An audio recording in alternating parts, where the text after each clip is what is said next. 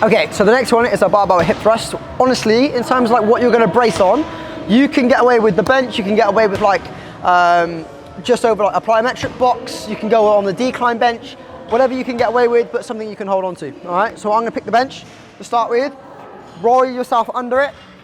You're more than welcome to use a pad if you want to, brace your heels up, and then you're gonna push it in. In terms of where I'm going, I wanna make sure that when I come up to the top, my legs aren't too far forward and they're not too far back. If they're too far forward, it's more hamstring related. If I'm too close, it's not gonna work correctly. So brace yourself up, bring yourself up this way. In terms of what you're doing, I want your scapula rolling back, so backing down.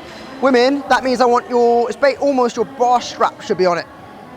So again, my heels bringing forward a little bit. I want to create a right angle when I get to the top.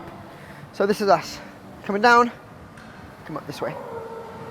What we're looking to do is to make sure that I'm dragging my hips, okay, I'm driving my ribs down into my hips this way, so I don't want my upper body to start leaning. That's what we want to avoid. What we're looking to do is anterior tilt, anterior, posterior. It's this little flick that we're trying to do. That little flick there. Have a go.